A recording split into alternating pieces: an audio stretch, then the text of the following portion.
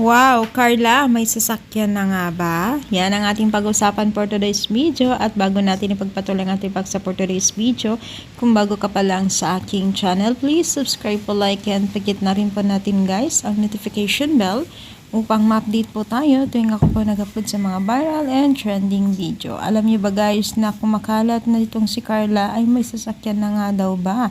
Dahil makikita po natin dito sa larawan na ito na tila napakaganda yung sasakyan sa kanyang likod. I think hindi naman ito kay Carla, no? At I think parang kay Jomar ba to, kay Edo? Parang ganun Hindi ko na alam kung ano yung kulay ng ni Jomar.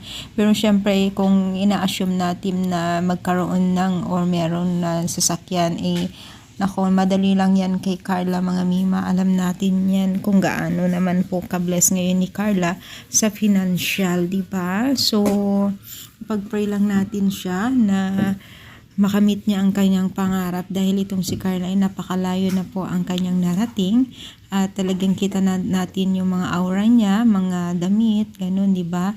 Kung noon ay talagang napakasimple yung mga gamit niya, ngayon ay talagang lahat ng gusto niya ay nakakamit na niya.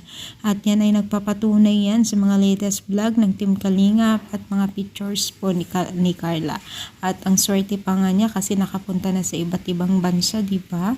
So bibihira lamang po yung mga ganyan. Sila Beyonce, sila Joy, talagang nakapunta na sila. Talagang masabi natin na napakaswerte nila dahil marami pong nagmamahal sa kanila at nagbibigay ng opportunity para makamit ang kanilang mga pangarap, di ba? So sana tuloy-tuloy ang ating pagdasal para sa kanila na makamit sana ang kanilang mga pangarap.